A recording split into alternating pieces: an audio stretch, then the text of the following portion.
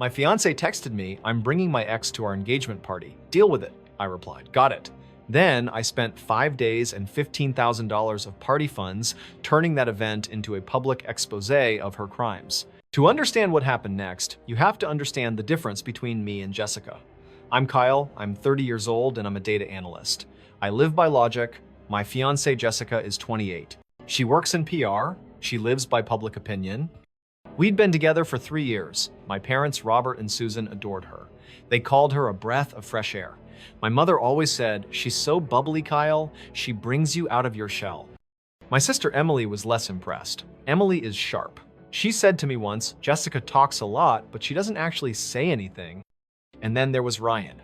Ryan was her 4-year college sweetheart, the one they ended things with amicably, which I learned meant he never actually left. He was a freelance musician, which meant he was permanently in a rough patch. The moment Jessica and I got serious, moved in together, started talking rings, Ryan's rough patches became full-blown crises. Texts at 2 a.m. about his depression, needing to borrow a few $100s, which Jessica just gave him, a sudden health scare the week I was planning to propose. Jessica always said, "I'm just helping a friend, Kyle. I can't turn my back on him." And I believed her. Or rather, I chose to believe her. I chose to trust her because that's what partners are supposed to do. I kept overriding the red flags in my own data set. But that text, deal with it. That wasn't a red flag. That was a blaring alarm. It wasn't the first time she'd put his needs before mine, but it was the first time she'd done it as an order. It was the last straw. And I knew in that moment the relationship was over. She just didn't know it yet. I had 5 days until the party. I didn't run away. I wasn't going to Mexico. I was a data analyst. I was going to collect data. My first action, I canceled the $5,000 Christmas vacation to Cabo I had booked for her. It was supposed to be a surprise. I took the $1,000 cancellation fee as a loss. That left $4,000 in working capital. My second action, I called a private investigator. I said I have $4,000. I need to know exactly why his family disowned him. A lot of people would ask, why spend more money on a relationship that's already dead? But I'm a data analyst. I understand the sunk cost fallacy. The $15,000 for the party was already gone. I couldn't get that back. But this $4,000, this wasn't a loss. This was an insurance policy. It was the cheapest insurance I could buy to protect myself from a far more expensive, far messier divorce down the line. It was the best investment I'd ever made. While I was liquidating my emotional assets, Jessica was escalating her demands. The texts kept coming. Tuesday, Ryan is asking if the menu has a vegan option. Please check with the venue. Wednesday, are you ignoring me? I'm trying on my dress. Thursday, Christmas Eve, Kyle, if you're angry about Ryan, you're being childish. I'm just trying to be a good person. See you there. I didn't answer. I was busy. I messaged my sister Emily, change of plans. The party is still on, just trust me. Her reply came back in seconds. I knew it, I'm wearing my best dress. Friday, 24 hours before the party. An email landed in my inbox. Subject, report Ryan. I opened it. It was a 30-page report. I didn't need 30 pages. The summary on page 1 was all I needed. Ryan wasn't just in a rough patch. Ryan was a criminal. The disowned story, a lie. He hadn't been disowned. He had been caught. He had been caught forging his own grandmother's signature to try and embezzle $20,000 from her trust fund. The family wasn't shunning him, they were prosecuting him. I sat back, I read the sentence again, embezzled $20,000. The air in my office felt cold, sterile. This wasn't anger I was feeling, it was clarity. A horrible, sharp, perfect clarity. I thought, she's not just helping a friend. She's not just being compassionate, she is hiding a thief. She was actively, knowingly trying to bring a criminal into my home, into my family, to our engagement party. I scrolled down the email. The investigator had added a final note. P.S. I also pulled the security footage from her apartment's parking garage like you asked. See attached. I clicked the file. The video was grainy, time-stamped. 3 nights ago, the night she told me she was staying late at work. There was her car, and there was Ryan, and there was Jessica. They weren't just talking, they weren't hugging, they were kissing. A deep, passionate, desperate-looking kiss that lasted almost 30 seconds. I watched it. I didn't feel rage. I didn't feel hurt. I felt nothing. It was just more data. It was the final piece of the puzzle. She wasn't just hiding a thief, she was sleeping with him. She was bringing her lover, a man who stole from his own grandmother, to our engagement party, a party I was paying for, and she had the nerve to tell me to deal with it. I closed the laptop, my hands weren't shaking, my heart wasn't racing. This wasn't a breakup anymore. This was a cleanup. This wasn't a matter of the heart, this was a matter of asset protection. I picked up my phone. I had one more call to make, not to Jessica, not to my family. I called the lead detective on Ryan's case, whose name was conveniently listed on page 2 of the report. "Hello," I said calmly. "I think I have some information you'll find very useful regarding the whereabouts of Ryan. Yes, I know exactly where he'll be tomorrow night, Christmas Eve. The venue is perfect. A historic hotel ballroom, all dark wood and crystal chandeliers, 100 guests, our family, Jessica's family, our friends, my colleagues, her colleagues." I stood at the door wearing my best suit. I felt a strange calm, like a data set that had finally been cleaned and validated. Jessica walked in radiant in a white dress, and next to her, looking like a lost pet in a rented tuxedo, was Ryan. "Baby," she squealed, rushing over to kiss me. I turned my head slightly so her lips met my cheek. "Hello, Jessica. Ryan, I'm glad you could both make it." Her smile flickered. She knew something was off, but the PR manager in her took over and she just grabbed a glass of champagne. My sister Emily walked past me and whispered, "He looks like a background actor at his own funeral." 9 p.m. Time for the speeches. My father, Robert, the man who had paid for half of this $15,000 party, went up first. He was brief. He talked about family, about welcoming Jessica, and about the foundation of any good marriage, trust.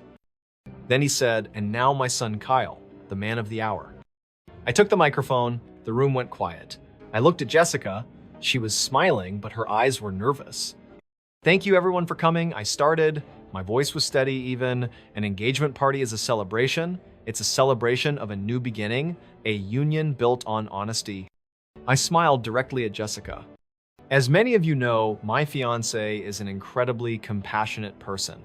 So compassionate that she brought a special guest tonight. "Ryan, could you please stand up?" People clapped politely. Ryan, looking confused, stood up. A spotlight found him. "Ryan is going through a hard time," I continued. "His family disowned him, and Jessica felt she had to deal with it by welcoming him into our family. And I agree. I've dealt with it too. I dealt with it so much that I spent the last 5 days and $4,000 figuring out what this hard time really was." The room was silent. Jessica's face went white. And here's the data I found. The family trouble isn't that they disowned him, it's that they're prosecuting him for forging his grandmother's signature to embezzle $20,000 from her trust fund. You could have heard a pin drop. Jessica's parents looked like they were going to faint. But I said, holding up a finger, the data set wasn't complete. I wondered why Jessica would be so desperate to protect a man who steals from his own grandmother. I nodded at my sister Emily, who was standing by the DJ booth. The massive projector screen behind me, the one that was supposed to be showing a slideshow of our happy moments, flashed to life. It wasn't a photo, it was a video. From her apartment's parking garage, the room watched in perfect silence as my fiancée kissed her ex-boyfriend. The kiss, the 30-second passionate just friends kiss. I turned back to the crowd. I didn't need to look at Jessica. "This engagement party," I said, my voice still calm. "This $15,000 deposit, consider it my Christmas gift and my parting gift to both of you." I put the microphone down. "The engagement is over, but the food and bar are paid for. Please enjoy yourselves." Ryan predictably tried to run. He made a dash for the exit, but my father, Robert, a man who played college football, stepped in front of the door. "You're not going anywhere, son," my dad said. And just as Jessica started to scream, "Kyle, you ruined everything," the main doors opened. 2 uniformed police officers walked in. One of them looked at me. "Kyle." I nodded. "That's me." I pointed to Ryan, who was now being blocked by my father. "And that's him." Jessica was screaming a real ugly scream now. "How could you do this? How dare you do this to me?" I looked at her, truly looked at her for the last time. "I didn't," I said. "His grandmother did. I just provided them with the address." Ryan was arrested right there in front of all 100 guests. The charge was fraud. Jessica. Well, Jessica's karma was professional. As a PR manager, her entire career was built on public perception. On Monday morning, her head of HR received an anonymous email, one of 5, that my sister Emily sent from different cafe Wi-Fi spots, containing a very clear, very high-definition file of the parking garage video. The subject line was simple: employee conduct. I heard she was fired by noon. Apparently, managing the public image of their clients was hard to do when she couldn't even manage her own. Her parents called my parents, of course, mortified, apologetic. "We don't know where we went wrong," they kept saying. My family. They were proud. My father Robert clapped me on the back and said, "That was the best Christmas fireworks show I've ever seen, son." Emily just winked and said, "Told you I'd wear my best dress." Later that night, I sat in my home office. The house was quiet. I opened my laptop. I pulled up the financial spreadsheet I used to manage our joint accounts. I looked at the entries. A line item, engagement party deposit, negative $15,000. Another line item, consulting services, negative $4,000. I stared at the engagement party line for a long time, then I clicked on the cell, I backspaced, I retyped it. Freedom fee. It was the best investment I ever made. It was a lot cheaper than a divorce. I highlighted the lines, I highlighted all the joint accounts, I highlighted every digital trace of the last 3 years. Then I hit delete. The screen went blank. The spreadsheet was clean. And for the first time in a long time, I smiled. Looking back, the cheating, the stealing, all of it was bad. But that wasn't what killed the relationship. 3 words did deal with it. That was the moment she stopped seeing me as a partner and started seeing me as a doormat. There's a theory about this, the doormat theory. The world constantly confuses easygoing with weak, but the easygoing person often has the strongest boundaries. They just don't waste energy on small conflicts. They save their no for when it really matters. And when you finally cross that one big uncrossable line, you don't face an argument. You face a decision that has already been made, validated, and executed. When someone shows you through their actions or their words that they do not respect you, to believe them. The first time, don't argue, don't negotiate. Just collect the data. Have you ever had to pay your own freedom fee? Let me know your checkmate story in the comments.